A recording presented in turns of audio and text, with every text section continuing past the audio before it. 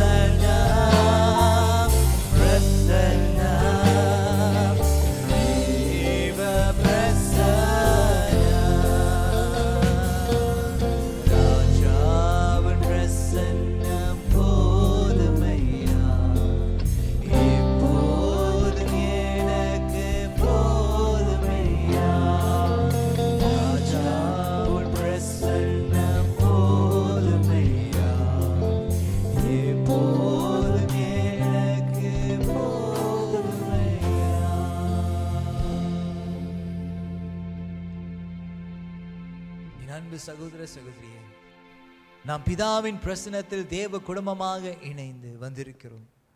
அவருக்கு துதியும் சோஸ்திரமும் செலுத்தவும், அவரது பரிசுத்த வார்த்தையை கேட்டு பெற்றுக்கொள்ளவும், உலகத்தின் தேவைகளை அவர் முன் கொண்டு வரவும், நமது பாவங்களுக்காக அவரது மன்னிப்பை கேட்கவும், அவரது கிருபையை நாடவும், அவர் குமாரனாகிய இயேசு கிறிஸ்துவின் மூலம் நம்மையே அவரது பணிக்காக ஒப்பு கொடுக்க இந்த காலை வேளையிலே வந்திருக்கிறோம். நமக்கு பாவமில்லை என்போம், ஆனால் நம்மை நாமே வஞ்சிக்கிறவர்களாக இருப்போம். சத்தியம் நமக்குள் இராது. நம்முடைய பாவங்களை நாம் அறிக்கையிட்டால் பாவங்களை நமக்கு மன்னித்து எல்லா நியாயத்தையும் நீக்கி நம்மை சுத்திகரிப்பதற்கு அவர் உண்மையும் நீதியும் உள்ளவராய் இருக்கிறார். நம்முடைய பாவங்களை சர்வ வல்லமையுடைய தேவனிடத்தில் அறிக்கை செய்வோமாக. நாம் யாவருமே முழங்கால் படியிடுவோம். Let us kneel as we are able and let's bring before God our shortcoming.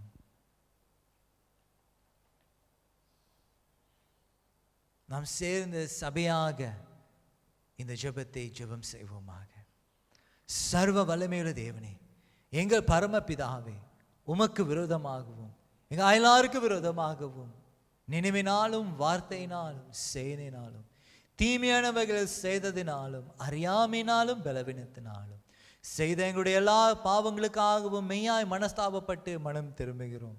எங்களுக்காக மரித்த உம்முடைய குமாரன் இயேசு கிறிஸ்துவின் மூலம் எங்களுடைய கடந்த கால பாவத்தை மன்னித்து உம்முடைய நாம மகிமைக்காக நாங்கள் புதுமாழ்வுடன் உம்மை சேவிக்க அணுகத்தருளும். ஆமென். அன்பு சகோதர சகோதரியே, ஒருவேளை இந்த ஜெபத்தை ஜெபித்த பிறகும் ஆண்டவர் என்னை மன்னித்து விட்டாரா இல்லையா என்ற ஒரு கேள்வி உன்னுடைய இருதயத்தில் எழும்பினான். இந்த வார்த்தைகள் படிக்க கேட்கும் பொழுது உன்னுடைய இருதயத்திலே ஒரு உறுதி உண்டாவதாக. கர்த்தர் என்னை மன்னித்து விட்டார் என்ற அந்த உறுதி ஆழமாக பதியும்படியாக இந்த வார்த்தைகளை பெற்றுக்கொள்வாயாக. தமிழத்தில் உண்மையாய் மன திரும்புகின்ற யாவரையும் மன்னிக்கின்ற சர்வ வல்லமையுள்ள தேவன் நம்முடைய கர்த்தராகிய இயேசு கிறிஸ்துவின் மூலம் உங்களுக்காக இறங்கி உங்கள் பாவங்கள் எல்லாவற்றையும் மன்னித்து அவைகளிலிருந்து உங்களை விடுதலையாக்கி சகல நன்மைகளையும் உங்களை உறுதிப்படுத்தி நிலைநிறுத்தி உங்களை நித்திய ஜீவக்கரையில் சேர்ப்பாராக. ஆமென்.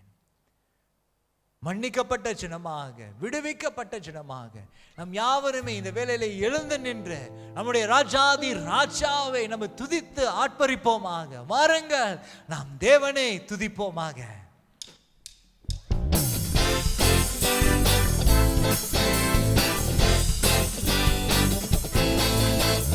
இயேசு ராஜா முன்னே செல்கிறார், ஒசன்னா கீதம் பாடுவோம்.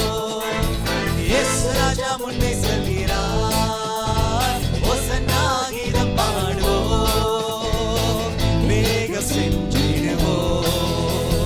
ஒசன்னா ஜெயமே, ஒசன்னா ஜெயமே, ஒசன்னா ஜெயம் நமக்கே, ஒசன்னா ஜெயம் நமக்கே. இயேசு ராஜா முன்னே செல்கிறார், ஒசன்னா கீதம் பாடுவோம். இயேசு ராஜா முன்னே செல்கிறார், ஒசன்னா கீதம் பாடுவோம். அல்லேலூயா துதி மகிமை என்றும், அல்லேலூயா துதி மகிமை, அல்லேலூயா துதி மகிமை என்றும், அல்லேலூயா துதி மகிமை. இயேசு ராஜா எங்கள் ராஜா, இயேசு ராஜா எங்கள் ராஜா, என்றென்றும் போற்றிடுவோம். ஒசன்னா ஜெயமே, ஒசன்னா ஜெயமே, ஒசன்னா ஜெயம் நமக்கே, ஒசன்னா ஜெயம் நமக்கே. இயேசு ராஜா முன்னே செல்கிறார், ஒசன்னா கீதம் பாடுவோம். இயேசு ராஜா முன்னே செல்கிறார், ஒசன்னா கீதம் பாடுவோம். வேகம் சென்றிடுவோம். ஒசன்னா ஜெயமே, ஒசன்னா ஜெயமே, ஒசன்னா ஜெயம் நமக்கே, ஒசன்னா ஜெயம் நமக்கே. இயேசு ராஜா முன்னே செல்கிறார், ஒசன்னா கீதம் பாடுவோம். துன்பங்கள் சூழ்ந்து வந்தாலும் கஷ்டங்கள் தேடி வந்தாலும் துன்பங்கள் சூழ்ந்து வந்தாலும் தொல்லை கஷ்டங்கள் தேடி வந்தாலும் பயமும் இல்லை கலக்கம் இல்லை பயமும் இல்லை கலக்கம் இல்லை கர்த்தர் நம்முடனே ஓசன்னா ஜெயமே ஓசன்னா ஜெயமே ஓசன்னா ஜெயம் நமக்கே ஓசன்னா ஜெயம் நமக்கே இயேசு ராஜா முன்னே செல்கிறார் ஓசன்னா கீதம் பாடுவோம் இயேசு ராஜா முன்னே செல்கிறார் ஓசன்னா கீதம் பாடுவோம் வேகம் சென்றிடுவோம் ஓசன்னா ஜெயமே ஓசன்னா ஜெயமே ஓசன்னா ஜெயம் நமக்கே ஓசன்னா ஜெயம் நமக்கே இயேசு ராஜா முன்னே செல்கிறார் ஓசன்னா கீதம் பாடுவோம் யோர்தானின் வெள்ளம் வந்தாலும் எரிகோ கோட்டை எதிர் நின்றாலும் யோர்தானின் வெள்ளம் வந்தாலும் எரிகோ கோட்டை எதிர் நின்றாலும் பயமும் இல்லை கலக்கம் இல்லை பயமும் இல்லை கலக்கம் இல்லை மீட்பர் நம்முடனே ஓசன்னா ஜெயமே ஓசன்னா ஜெயமே ஓசன்னா ஜெயம் நமக்கே ஓசன்னா ஜெயம் நமக்கே இயேசு ராஜா முன்னே செல்கிறார் ஓசன்னா கீதம் பாடுவோம்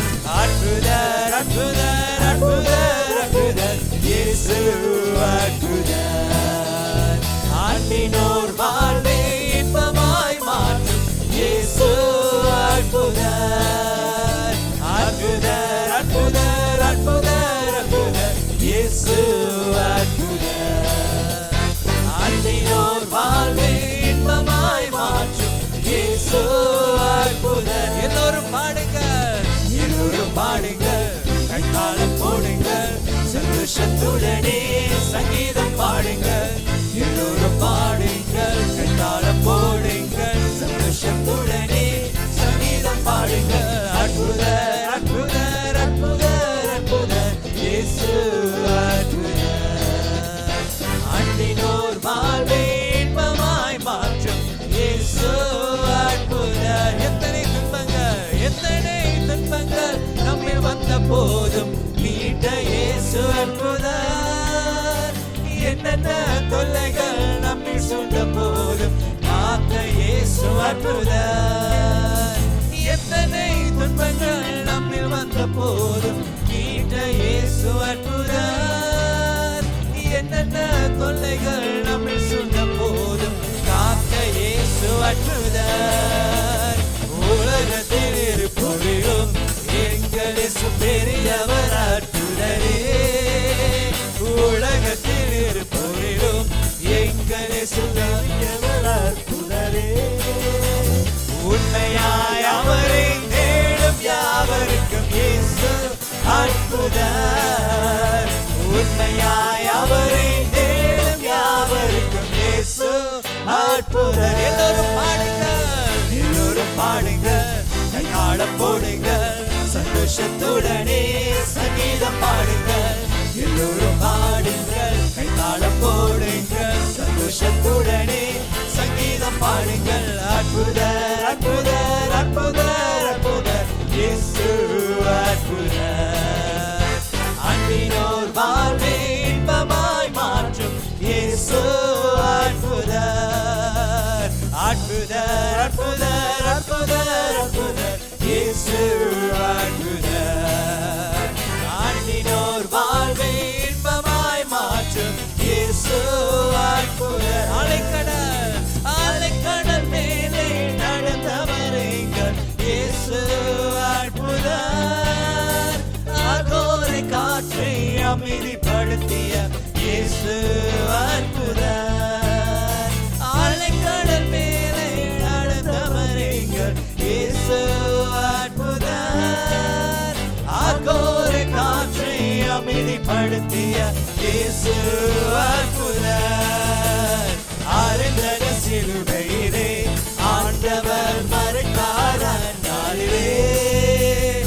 அருந்தன சிலுவையிலே ஆண்டவர் மறைத்தார் அந்நாளிலே. ஆயிரம் ஒன்றான உயிருடன் எழுந்த இயேசு அற்புதர்.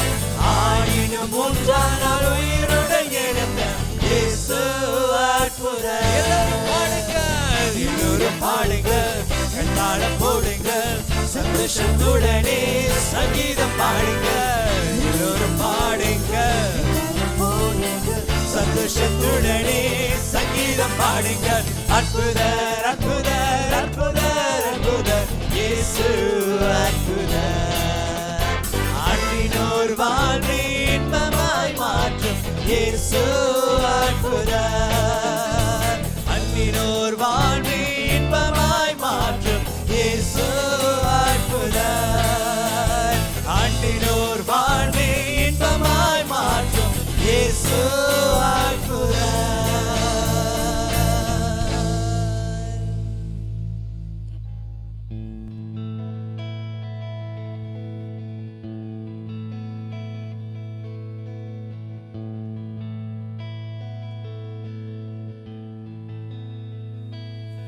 உந்தன் நாமம் மேன்மை போல் வேறொரு நாமம் இல்லையே. உந்தன் நாமம் மேன்மை போல் வேறொரு நாமம் இல்லையே. நீரே என் தேவன்,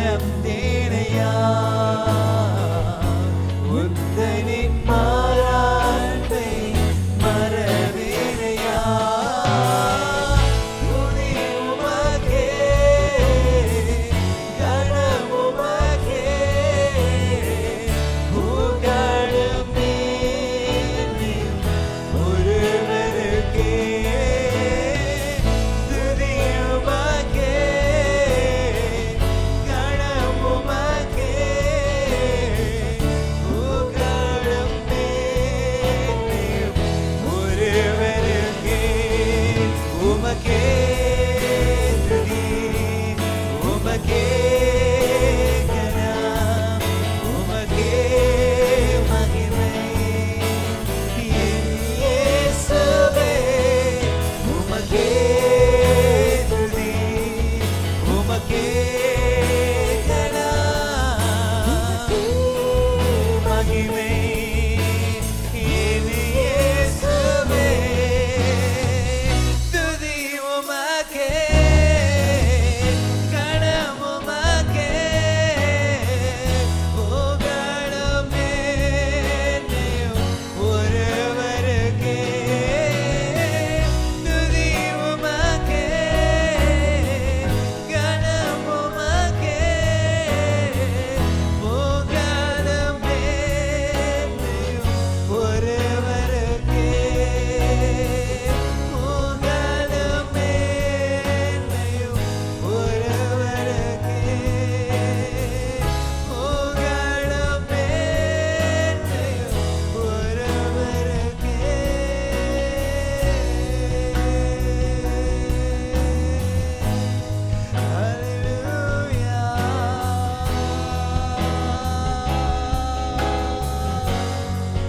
உம்மை ஆராதிக்கிறோம்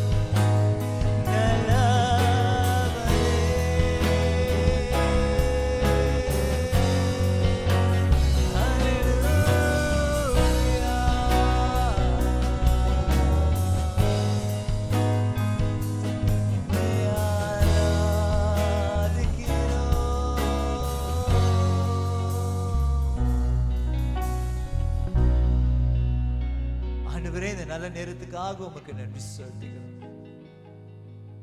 தொடர்ந்து எங்கள் மத்தியிலே ஆழமாக உம்முடைய வார்த்தை மூலியமாக நீர் இடைப்படும்படியாக ஜெபிக்கிறோம்.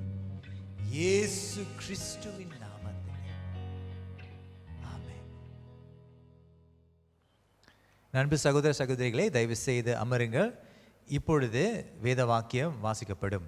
இன்றைக்கு தெரிந்து கொள்ளப்பட்ட வேத வாக்கியமானது மத்தேயு எழுதின சுவிசேஷம் 9வது அதிகாரம் 35வது வசனத்திலிருந்து 10ஆம் அதிகாரம் 8வது வசனம் வரை. Today's scripture text is taken from the Gospel of Matthew, chapter 9, verse 35 to chapter 10, verse 8. 35வது வசனம். பின்பு இயேசு சகல பட்டணங்களையும் கிராமங்களையும் சுற்றி நடந்து ஜெப ஆலயங்களில் உபதேசித்து ராஜ்யத்தின் சுவிசேஷத்தை பிரசங்கித்து ஜனங்களுக்கு உண்டாயிருந்த சகல வியாதிகளையும் சகல நோய்களையும் நீக்கி அவர்களை சுஸ்தமாக்கினார். அவர் திரளான ஜனங்களை கண்ட பொழுது அவர்கள் மேய்ப்பனில்லாத ஆடுகளைப் போல தோய்ந்து போனவர்களும் சிதறடிக்கப்பட்டவர்களுமாய் இருந்தபடியால் அவர்கள் மேல் மனதுருகி தம்முடைய சீஷர்களை நோக்கி, அறுப்பு மிகுதி, வேலையாட்களோ கொஞ்சம். ஆதலால் அறுப்புக்கு எஜமான், அறுவடையின் எஜமான் தமது அறுப்புக்கு வேலையாட்களை அனுப்பும்படி அவரை வேண்டிக் கொள்ளுங்கள் என்றார். அப்பொழுது அவர் தம்முடைய 12 சீஷர்களையும் தம்மிடத்தில் வரவழைத்து அசுத்த ஆவிகளை துரத்தவும் சகல வியாதிகளையும் சகல நோய்களையும் நீக்கவும் அவர்களுக்கு அதிகாரம் கொடுத்தார். 5வது வசனம், 10ஆம் அதிகாரம் 5வது வசனம்.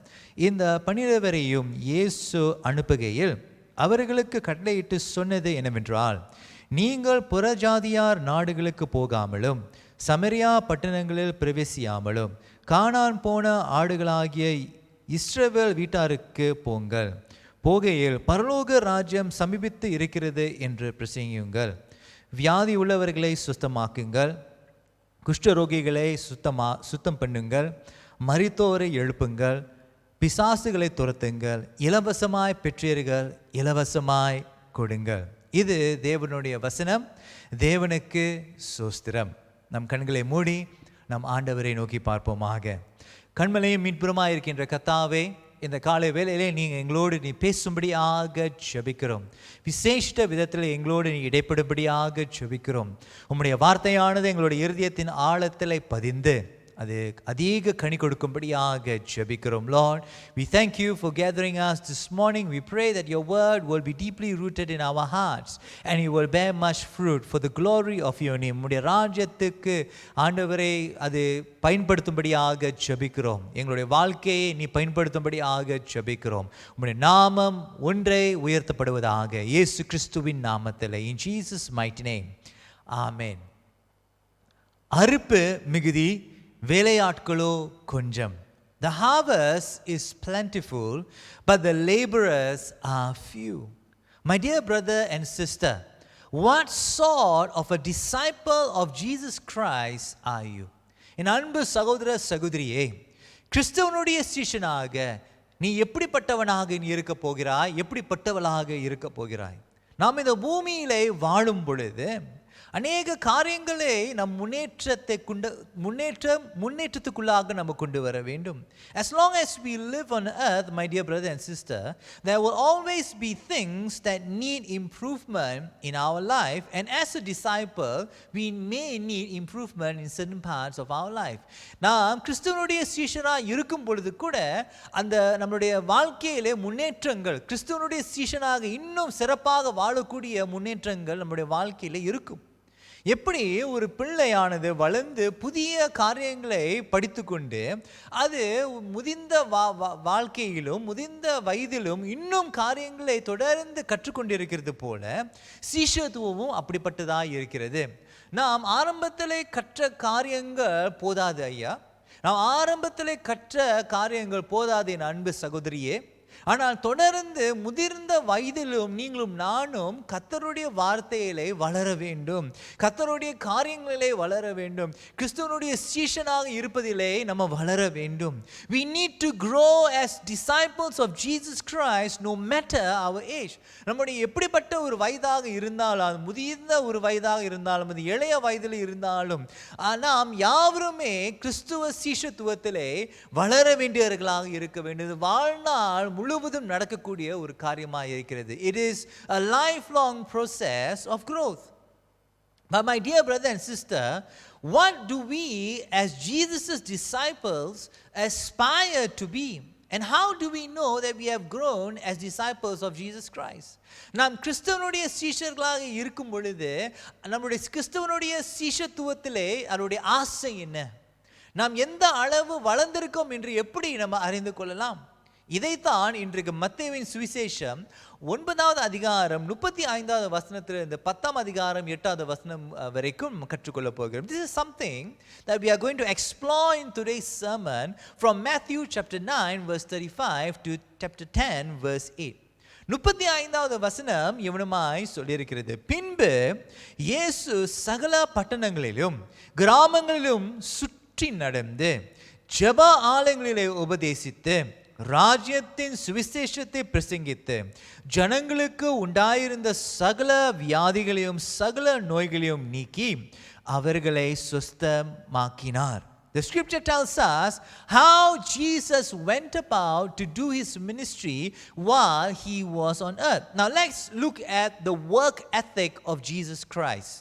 இயேசுனுடைய ஊழியத்தினுடைய பணி நெறிமுறைகளை நாம் கொண்டு சிறிது நேரம் நாம் ஆராய்ந்து பார்ப்போம். முதலாவது இயேசு சகல பட்டணங்களிலும் கிராமங்களிலும் சுற்றி நடந்தார். Jesus went throughout all the cities and the villages.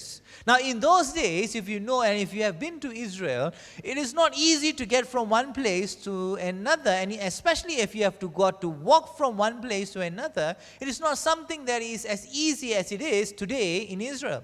இன்றைக்கு இஸ்ரவேல் தேசத்திலே எப்படி ஒரு இடத்திலிருந்து இன்னொரு இடத்துக்கு சுலபமாய் நடந்து போக முடியுமோ அப்பேற்பட்ட ஒரு சூழ்நிலையிலே இயேசு வாழவில்லை. ஒரு இடத்திலிருந்து இன்னொரு இடத்துக்கு போக வேண்டும் என்றால் அது பிரயாசப்பட்டு அது நேரத்தை எடுத்து அது பலத்தை பயன்படுத்தி ஒரு இடத்திலிருந்து இன்னொரு இடத்துக்கு போக வேண்டியதா இருந்தது. ஆனால் இயேசு ஒரு இடத்திலிருந்து இன்னொரு இடத்துக்கு போவது மட்டும் அல்ல, ஆனால் அந்த கிராமங்களிலே அந்த பட்டணங்களிலே ஜெப ஆலயங்களிலே அவர் உபதேசித்தார் என்று சொல்லியிருக்கிறது. அது இரண்டாவது காரியம். முதலாவது காரியம், அவர் சகல பட்டணங்களிலும் கிராமங்களிலும் அவர் சுற்றி நடந்தார் என்று. இரண்டாவது, அந்த பட்டணங்களிலே அந்த கிராமங்களிலே சேர்ந்த உடனே தேவனுடைய வார்த்தை சொல்லியிருக்கிறது, அவர் அந்த பட்டணங்களில் உள்ள அந்த கிராமங்களில் உள்ள ஜெப ஆலயங்களுக்குள்ளாக சென்று அவர் உபதேசித்தார். இரண்டாவது காரியம். மூன்றாவது காரியம், அவர் ராஜ்யத்தின் சுவிசேஷத்தை பிரசங்கித்தார். The third thing, he proclaimed the gospel. And finally, the thing that he did was he went around healing every disease and affliction. நான்காவது, சகல வியாதிகளையும் சகல நோய்களையும் அவர் நீக்கினார் என்று தேவனுடைய வார்த்தை சொல்லியிருக்கிறது. நான்கு காரியங்களை நீங்களும் நானும் பார்க்கும் பொழுது இயேசுனுடைய ஊழியத்தினுடைய பணி நெறிமுறைகளை நாம் கற்றுக்கொள்ளலாம். Now this is the work ethic of Jesus when he was on earth serving the kingdom of God. He was focused, he was determined in his earthly ministry. இயேசு இந்த பூமியிலே ஊழியம் செய்யும் பொழுது அவருடைய கவனமெல்லாம் அந்த ஊழியத்தின் மீது இருந்தது. அவர் உறுதியாய் அந்த ஊழியத்தை தைரியமாய் அவர் செய்தார். ஆனால் என் அன்பு சகோதரனே சகோதரியே, அவரை ஊக்குவித்த காரியம் என்ன? But what was his motivation? That's what we're going to consider today. What was Jesus' motivation when he was doing ministry on earth? And I just explain that to you, that this was not something that he took lightly. He did quite a lot while he was on earth. இயேசு இந்த பூமியில இருந்த பொழுது சுலபமான காரியங்கள் மட்டும் செய்யவில்லை, ஆனால் கடினமான காரியங்களும் அதிகமாக அவர் செய்தார். அவருடைய ஊழியத்தை பார்க்கும் பொழுது அவர் கடினமாக தேவனுடைய ராஜ்யத்துக்கு என்று உழைத்தவராக இருந்தார். ஆனால் என் அன்பு சகோதரனே சகோதரியே, அவரை ஊக்குவித்த காரியம் என்ன? There are two things that I see in the Gospel of Matthew that motivated Jesus. இயேசுவை ஊக்குவித்த ரெண்டு காரியங்கள் மத்தேயுவின் சுவிசேஷத்திலே நான் பார்க்கிறேன். முதலாவது, மத்தேயுவின் சுவிசேஷம் 3ஆம் அதிகாரம் 17வது வசனம். The first motivation we see is in Matthew chapter 3 verse 17. அதை நான் படிக்கிறேன், தமிழிலே படிக்கிறேன். அன்றியும் வானத்திலிருந்து ஒரு சத்தம் உண்டாகி, இவர் என்னுடைய நேசகுமாரர், இவரில் பிரியமாய் இருக்கிறேன் என்று உரைத்தது. இயேசு அவரை ஊக்குவித்த அந்த காரியம் என்னவென்றால், பரலோக பிதா அவர் மேல் வைத்திருந்த அந்த அன்பு அவரை ஊக்குவித்தது. அதே வேளையிலே அவர் பிதாவின் மீது வைத்திருந்த அந்த அன்பினாலே அந்த ஊழியத்தை செய்யும்படியாக அவரை ஊக்குவித்தது. Jesus was driven by his love for the heavenly Father and the heavenly Father's love for him. The love was what drove Jesus' ministry. இயேசுவை ஊக்குவித்த காரியம் என்னவென்றால் அன்பு. தேவன், அதாவது பரலோக பிதா அவர் மீது வைத்திருந்த அன்பினாலே அவர் ஊக்குவிக்கப்பட்டார். அவர் பரலோக பிதாவின் மீது வைத்திருந்த அன்பினாலே அவர் இந்த ஊழியத்தை செய்யும்படியாக ஊக்குவிக்கப்பட்டார். It was the father and son relationship that motivated Jesus to do so much while he was on earth. இயேசுவை ஊக்குவித்த காரியம் என்னவென்றால், பிதாவும் குமாரனும் இருக்கக்கூடிய அந்த உறவு, அந்த அன்பின் உறவு தான் அவரை அதிகமாக இந்த பூமியிலே அவரை ஊக்குவித்தது. Because the love of God has no limits. தேவனுடைய அன்புக்கு அளவில்லாததினாலே அவர் தொடர்ந்து அந்த அன்பினாலே அவர் அழுத்தப்பட்டு, அந்த அன்பினாலே அவர் ஊக்குவிக்கப்பட்டு அந்த ஊழியத்தை அவர் செய்தார். Because of the love of God has got no limits, he had a constant flow of this love that drove him to do the ministry on earth. This motivation did not cease because the love within the relationship between the Father and the Son did not cease. பிதாவுக்கும் குமாரனுக்கும் இடையே இருந்த அந்த உறவு, அந்த அன்பின் உறவு நிறுத்தப்படாததினாலே அந்த அன்பானது அவரை ஊக்குவித்தது என்று தேவனுடைய வார்த்தையை நாம் படிக்கிறோம். இயேசுவை கண்ட பிதா, பரலோக பிதா குமாரனாகிய இயேசுவை பார்த்து, இவர் என்னுடைய நேசகுமாரர், இவரில் பிரியமாய் இருக்கிறேன் என்று பரலோக பிதா குமாரனை பார்த்து அவர் சொல்கிறார்.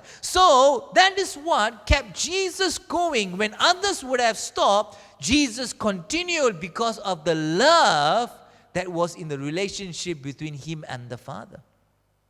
மற்றவர்கள் இந்த ஊழியத்தை நிறுத்தி இருக்கலாம், ஆனால் இயேசு இந்த ஊழியத்தை செய்யும் பொழுது அவர் ஏன் நிறுத்தாமல் இந்த ஊழியத்தை செய்தார் என்றால், இந்த அன்பின் உறவு மூலமாக பிதாவினுடைய அன்பை அவர் அனுபவித்து அந்த அன்பை அவர் தன்னுடைய பிதாவுக்கு காண்பிக்கும்படியாக, பிதாவின் மீது இருந்த அன்பின் நிமித்தமாக இந்த நிறுத்தப்பட முடியாத இந்த அன்பின் உறவினாலே இயேசு இந்த ஊழியத்தை தொடர்ந்து செய்தார். அவருடைய ஊழியத்தை வேறு யாராவது செய்திருந்தால் அது நிறுத்தப்பட்டிருக்கும். ஆனால் அவரோ அன்பினாலே ஊக்குவிக்கப்பட்டு இந்த ஊழியத்தை செய்தார். It was the love of the Father and the love for the Father that inspired Jesus.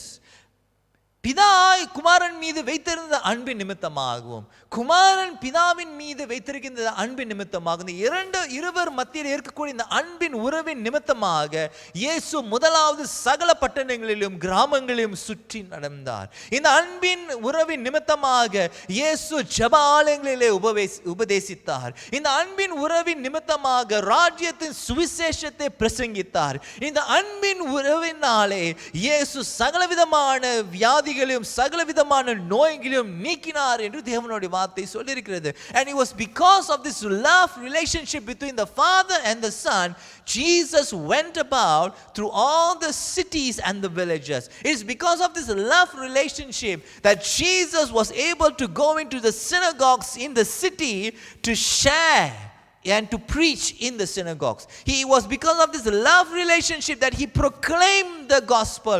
It was because of this love relationship that healed every disease and affliction.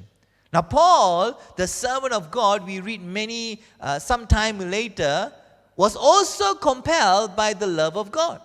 Pavul, தேவனுடைய ஊழியக்காரனாக இருக்கக்கூடிய பவுலானவன், அவனும் ஆண்டவருடைய அன்பினாலே அவன் நெருக்கப்பட்டான் என்று தேவனுடைய வார்த்தை, அழுத்தப்பட்டான் என்று தேவனுடைய வார்த்தை சொல்லியிருக்கிறது. அதை நாம் 2 கொரிந்தியர் 5ஆம் அதிகாரம் 14வது வசனத்திலே நாம் படிக்கிறோம். We read that in 2 Corinthians chapter 5 verse 14. அதை நான் தமிழிலே படிக்கிறேன். கிறிஸ்துவனுடைய அன்பு எங்களை நெருக்கி ஏவுகிறது. ஏனென்றால் எல்லாருக்காகவும் ஒருவரை மரித்திருக்க எல்லாரும் மரித்தார்கள் என்று இங்க பவுல் சொல்கிறார். பவுலுடைய அந்த முக்கிய ஏவுதல், அந்த ஊக்குவிட்ட காரியம் என்னவென்றால் தேவனுடைய அன்பு. அவர் சொல்கிறார், கிறிஸ்துவனுடைய அன்பு எங்களை நெருக்கி ஏவுகிறது. அவர் எங்களுக்காக மரித்தார். அந்த அன்பை உணர்ந்து, அந்த அன்பானது அவரை உணர்த்தி, அந்த அன்பானது அவரை ஏவி, அவரை அழுத்தி, அவரை நெருக்கிற்று என்று தேவனுடைய வார்த்தை சொல்லியிருக்கிறது. Now Paul was chased, was stoned, was physically and verbally abused, and yet he did not stop serving God because of this constant flow of God's love in his life. பவுலானவன் துரத்தப்பட்டான். பவுலானவன் கல்லினால் அடிக்கப்பட்டு அந்த அனுபவத்துக்குள்ளாக சென்றான். ஜனங்கள் அவரை வாயினாலே திட்டினார்கள், அவர்களை கையினாலே அடித்தார்கள். அது இதெல்லாவற்றையும் அனுபவித்தும் பவுல் தொடர்ந்து ஊழியம் ஏன் செய்தான் என்றால், கிறிஸ்துவனுடைய அன்பு அவனை நெருக்கி ஏவினது என்று தேவனுடைய வார்த்தை சொல்லியிருக்கிறது. He was deeply compelled by the love of God. We read that in 1 Corinthians chapter 9 verse 16.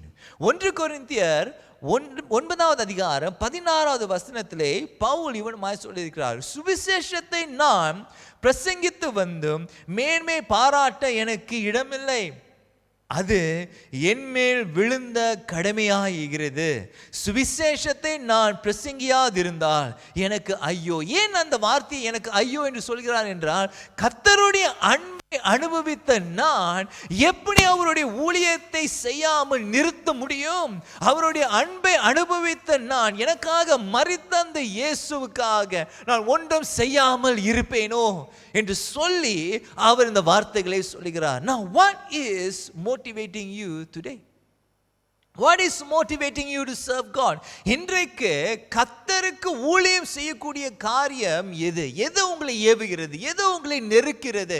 எது உங்களை ஊக்குவிக்கிறது? The greatest motivation, my dear brother and sister, that one can have is to be in a relationship with God. in a loving relationship with God. ஆண்டவரோடு இருக்கக்கூடிய அந்த அன்பின் உறவு தான் என் அன்பு சகோதரனே சகோதரியே உங்களை ஊக்குவிக்க முடியும். தொடர்ந்து ஊழியத்தை செய்ய முடியும். நிந்தையின் மத்தியிலே ஊழியத்தை செய்யும்படியாக அது உங்களை ஏவும். கர்த்தருடைய அன்பு அங்கு ஜனங்கள் உபத்திரத்துக்குள்ளாக சென்றாலும் நீங்களும் நானும் உபத்திரத்துக்குள்ளாக சென்றாலும் அந்த அன்பு தான் நம்மளை ஏவி நம்மை நெருக்கி அந்த ஊழியத்தை செய்யும்படியாக நம்மை நடத்தும். How we do ministry is a reflection of our relationship with God. நாம் இந்த உலகத்திலே ஊழியம் செய்யக்கூடியது எதை பிரதிபலிக்கிறது என்றால் நம் ஆண்டவரோடு வைத்திருக்கிற அந்த உறவு நம்முடைய ஊழியத்தை பிரதிபலிக்கிறது. If you are exhausted, if you are angry, you are discouraged in ministry, before you assess and analyze anything else, how is your relationship with the Lord?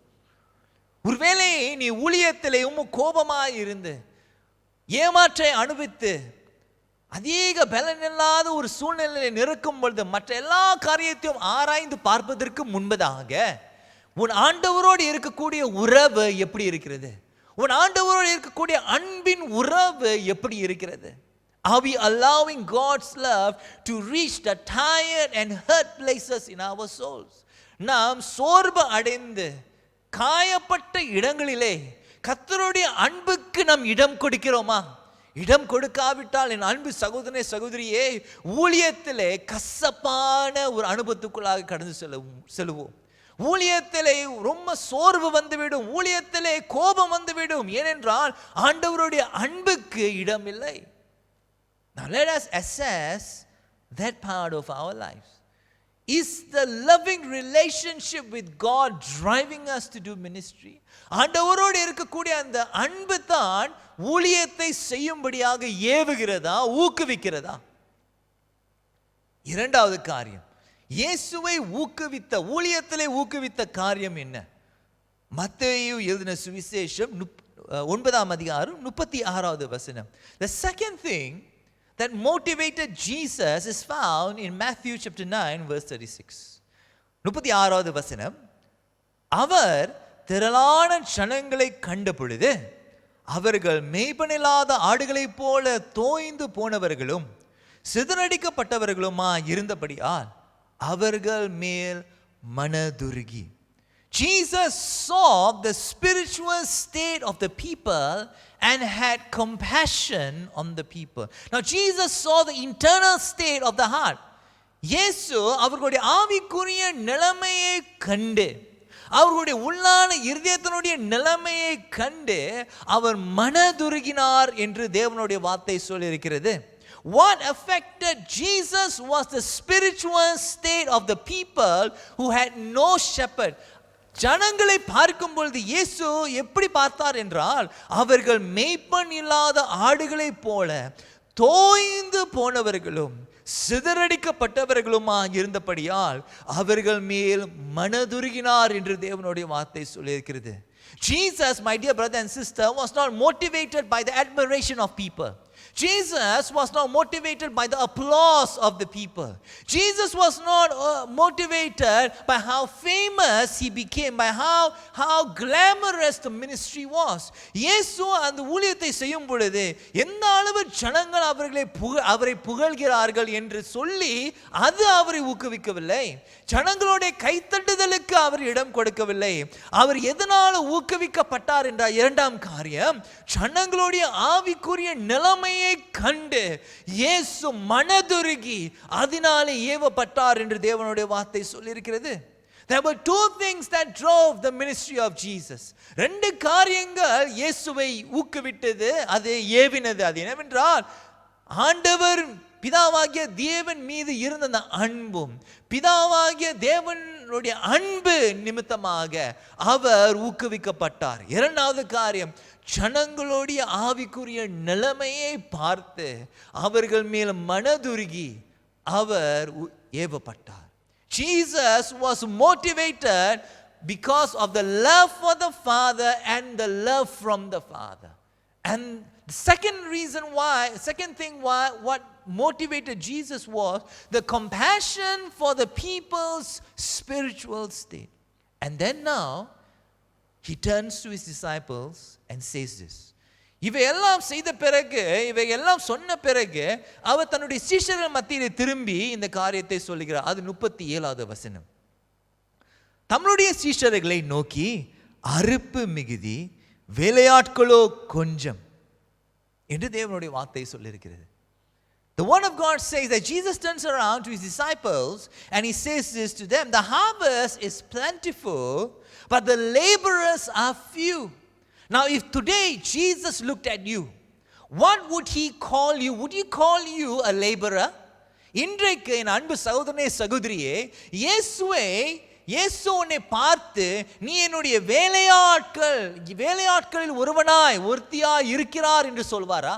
Would Jesus refer to you as one of his laborers in his field? அவருடைய ஊழியத்திலே நீ ஒரு வேலையாட்களாய் இருக்கிறாய், என்னுடைய வேலைக்காரனாய் இருக்கிறாய், என்னுடைய சேவை செய்யக்கூடிய ஒருவனாய் இருக்கிறாய் என்று உன்னை பார்த்து அவர் சொல்வாரா? Would Jesus look at you and consider you as his laborer? My dear brother and sister, the reality is this: there are so few laborers who would work in the kingdom of God like Jesus. உண்மை என்னவென்றால் என் அன்பு சகோதரனே சகோதரியே, இயேசுவை போல ஊழியம் செய்யக்கூடிய வேலையாட்கள் கொஞ்சம்தான். In Matthew chapter 10, Jesus sends his disciples out to the people to minister to the people like he did. To be driven by the love for God. To be driven by the love for God and from the love of God. To be driven by the compassion for the spiritual state of the people. Jesus sends his disciples out to the people to help them to minister the way that he ministered. இயேசு எவனமாக இந்த ஊழியத்தை செய்தாரோ அதே போல அவருடைய சீஷர்களும் இந்த ஊழியத்தை செய்யும்படியாக இயேசு அவர்களை அனுப்புகிறார். Jesus then continues to teach his disciples, and what he says is startling.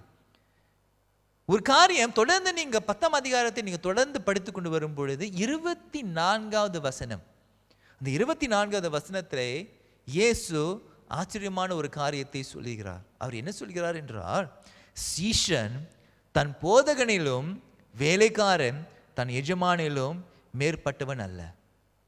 Jesus says this to his disciples. A disciple is not above his teacher, nor a servant above his master. That means if Jesus was driven by the love of God, and if Jesus was driven by the compassion for the people, and he did that much for the people, the servant, the man or the woman who calls himself a disciple of Jesus Christ must also do likewise. ஒரு சீஷன் என்று சொல்லும் பொழுது, இயேசுனுடைய சீஷன் என்று சொல்லும் பொழுது, அவன் எஜமான் எப்படி செய்கிறாரோ அதே போல அந்த சீஷனும் செய்ய வேண்டும். Ministry in the kingdom of God is doing what Jesus did. சுவிசேஷத்திலே, இந்த மத்தேயு சுவிசேஷத்திலே பார்க்கும்போது இயேசு என்ன சொல்கிறார் என்றால், நான் செய்த ஊழியத்தை நீங்களும் செய்ய வேண்டும் என்று சொல்லி இயேசு தன்னுடைய சீஷர்களை அனுப்புகிறார். And in doing so, you and I might also face resistance like Jesus faced resistance. இயேசு எவனமாக எதிர்ப்பை சந்தித்தாரோ, அவர் ஊழியத்தை எதிர்ப்பை சந்தித்தாரோ அதே போல என் அன்பு சகோதர சகோதரி, நீங்களும் நானும் கூட அந்த எதிர்ப்பை சந்திக்கலாம். அதனால தான் இயேசு சொல்கிறார், சீஷன் தன் போதகனிலும் வேலைக்காரன் தன் எஜமானிலும் மேற்பட்டவன் அல்ல. That is why Jesus tells his disciples, just as I am experiencing or I will experience resistance in ministry, a disciple is not above his teacher, nor a master above, nor a servant above his master. You might also experience the same resistance, but Jesus is teaching the disciples, be driven by the love for God and be driven by the love of God. இயேசுவின் மீது, அதாவது பரலோக பிதாவின் மீது உள்ள அந்த அன்பின் நிமித்தமாகவும், பரலோக பிதா உண்மையில் உள்ள அந்த அன்பின் நிமித்தமாகவும், ஜனங்கள் மீது உள்ள அந்த மனதுருக்கத்தின் நிமித்தமாகவும், நீ அந்த அன்பினாலே அந்த மனதுருக்கத்தினாலே நீ ஏவப்பட்டு ஊழியம் செய்ய வேண்டும் என்று சொல்லி தன்னுடைய சீஷர்களை அனுப்புகிறார். Jesus teaches his disciples to be driven by the love of God and for the love for God and compassion for the spiritual state of the people. I asked in the beginning of the sermon, what do we as Jesus' disciples aspire to be? நான் ஆரம்பத்தில் உங்கள்கிட்ட கேட்டேன், கிறிஸ்துவனுடைய சீஷனா இருக்கும் பொழுது அது நம்மளுடைய ஆசை என்ன? We must aspire to be like Jesus. There are three things that you and I can do. And these three things is that we must aspire to be like Jesus in ministry, driven by the love of God, driven by the love for God, and driven by compassion on the spiritual state of the people. மூன்று காரியங்கள் என் அன்பு சகோதரனே சகோதரியே உன்னை ஏவ வேண்டும். கர்த்தர் மீது உள்ள அந்த அன்பினாலே, கர்த்தருடைய அன்பினாலே ஜனங்களுடைய ஆவிக்குரிய நிலைமையை பார்த்து மனதுருக்கத்தினாலே நீ ஏவப்பட வேண்டும், ஊக்குவிக்கப்பட வேண்டும். I asked you also another question. How do we know if we have grown as disciples? நான் இன்னொரு கேள்வி உங்களிடத்தில் கேட்டேன். நாம் கிறிஸ்துவனுடைய சீஷர்களாக வளர்ந்திருக்கிறோம் என்று எப்படி அறிந்து கொள்ள முடியும்? மூன்று காரியங்கள். தேவனுடைய அன்பு என்னுடைய வாழ்க்கையிலே வளர்ந்திருக்கா? Has the love of God in my life grown within me? Or the second question that we can ask is, have you grown in your love for God? ஆண்டவருடைய அன்பு என்னுடைய வாழ்க்கையிலே வளர்ந்திருக்கா? முதலாவது கேள்வி. இரண்டாவது, ஆண்டவர் மீது உள்ள அன்பு வளர்ந்திருக்கா? இரண்டாவது கேள்வி. மூன்றாவது, நான் ஊழியம் செய்யும் பொழுது மனதுருக்கம் இருக்கிறதா? The third thing, have I grown in my compassion for people in ministry? These are some ways that you and I can assess ourselves whether we have grown as a disciple of Jesus Christ. நாம் எப்படி வளர்ந்திருக்கோமா இல்லையா என்று எப்படி நம்ம அறிந்து கொள்ளலாம்? ஆண்டவருடைய அன்பு என்னுடைய வாழ்க்கையிலே அதிகரித்திருக்கிறதா? ஆண்டவர் மீது உள்ள அன்பு அதிகரித்திருக்கிறதா? ஜனங்கள் மீது உள்ள அந்த மனதுருக்கம் அதிகரித்திருக்கிறதா? No one, whether a woman or a man, if he or she is truthful, is perfect in all the areas. We all need growth in some area of our lives. நாம் உண்மையாக ஆண்டவருடைய சமூகத்தில் நின்று, நாம் ஆண்டவருக்கு முன்பாக நின்று திறந்த இருதயத்தோடு நம்ம ஆண்டவரோடு பேசுவோமானால் ஏதாவது ஒரு காரியத்திலே ஒரு முன்னேற்றம் தேவை. என் அன்பு சகோதரனே சகோதரி, one of these areas needs improvement. And I want to tell you, growth can only take place if we acknowledge that we lack in a particular place. அந்த வளர்ச்சி எப்பொழுது வரும் என்றால் நாம் உணர வேண்டும். அதாவது ஆண்டவரே, இந்த இடத்துல நான் வளராமல் படி, இந்த காரியத்தில் வளராத படி, பல நாட்களாக, பல மாதங்களாக, பல வாரங்களாக, பல வருஷங்களாக வளராமல் இந்த நிலைமையிலே நான் இருந்திருக்கிறேன், அதை நான் அங்கீகரிக்கிறேன் என்று சொல்லி, ஆண்டவரே நான் இந்த காரியத்தில் வளர வேண்டும் என்று நீங்களும் நானும் ஆண்டவருடைய சமூகத்தில் வாயை திறந்து நம்முடைய இருதயத்தை ஆண்டவருக்கு ஒப்புவித்து நம்ம சொல்வோமானால் கர்த்தருடைய பலன், கர்த்தருடைய அன்பு நம்மை நிரப்பி அது ஒரு வளர்ச்சியை உண்டு பண்ண ஒரு ஆரம்பம் தொடங்கும். The beginning stages of growth will only take place when we acknowledge where we lack before God and express our desire to our Heavenly Father that I want to grow in this area, Lord. I want to grow in this area. And I tell you, when you stand before God and say, Lord, I need to grow in experiencing your love. I need to grow in my love for you. I need to grow in my compassion for you. When we are honest before God, God will strengthen us and cause a growth to take place in our life.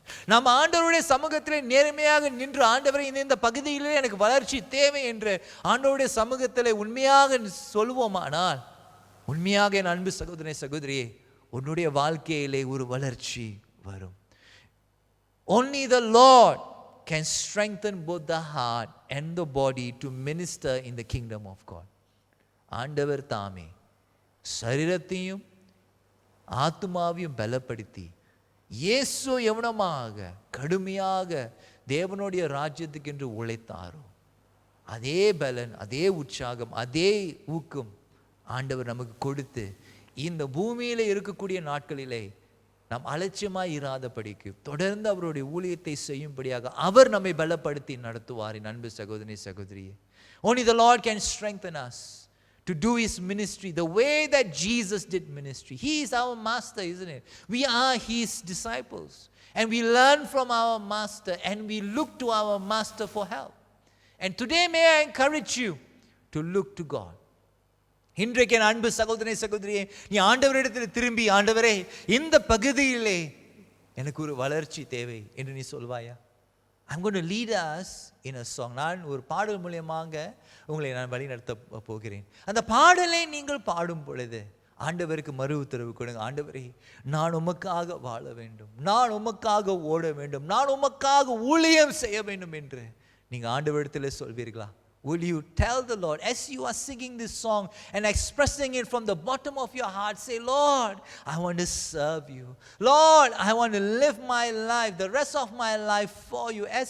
As you sing this song, will you acknowledge where you have missed out, where you have fallen short, and commit to God once again? மறுபடியுமாக ஆண்டவரிடத்தில் நீ ஒப்பு கொடுத்து நீ வாழ்வாயா? நாம் இந்த பாடலை நாம் பாடுவோம். Let's sing this song.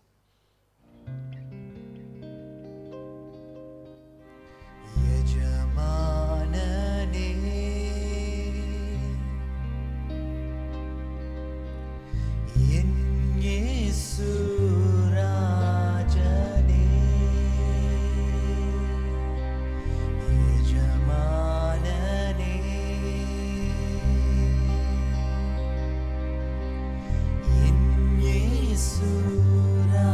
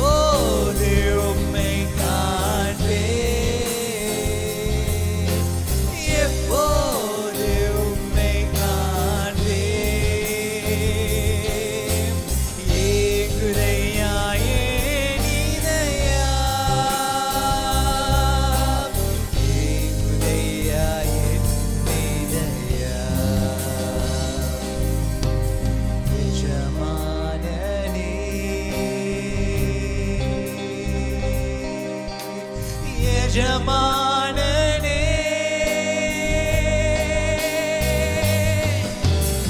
என் இயேசு ராஜனே அப்பா உன் சந்நிதியில்தான் ஆக மகிழ்ந்து களி கூறுவே என் அப்பா உன் சந்நிதியில்தான் ஆக மகிழ்ந்து களி கூறுவே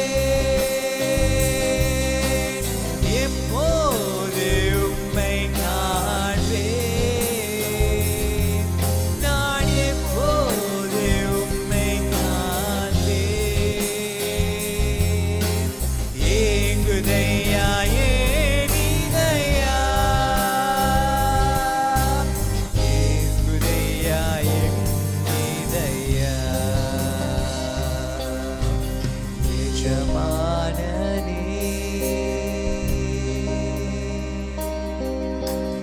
என் இயேசு ராஜனே எஜமானனே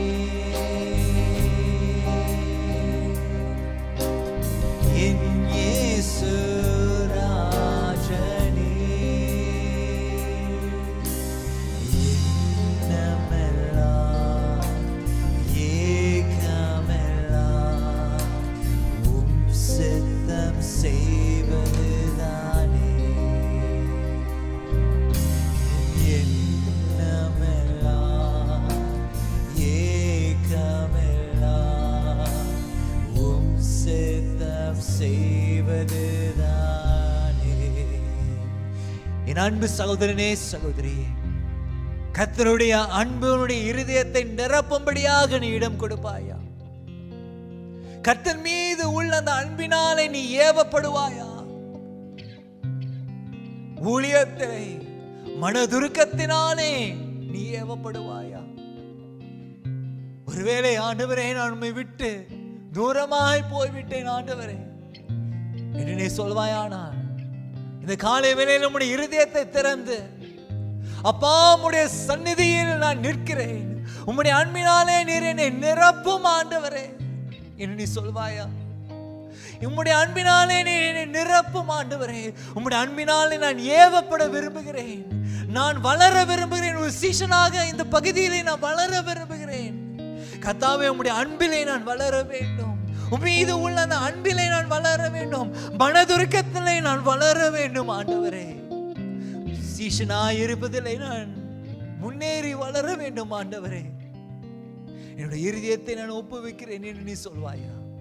ஆண்டவரே, என்னுடைய அன்பு சகோதரன் சகோதரிக்காக நான் ஜெபிக்கிறேன், அவர்களை பலப்படுத்தும்படியாக நான் ஜெபிக்கிறேன். இதோ இந்த காலை வேளையிலே மறுபடியுமாக உம்முடைய சமூகத்திலே ஒப்புக் கொடுக்கக்கூடிய அந்த நிலைமையிலே ஆண்டவரே அவர்களுடைய இருதயத்தை திறந்து ஒப்புவிக்கும் பொழுது நீர் தாமே அவர்களை பலப்படுத்தி அவர்களை நடத்தும்படியாக நான் ஜெபிக்கிறேன். எந்த நோக்கத்துக்காக இந்த காலை வேளையிலே அவர்களை நீ சந்திக்க வந்திருக்கிறீரோ அந்த நோக்கம் நிறைவேறும்படியாக ஜெபிக்கிறேன்.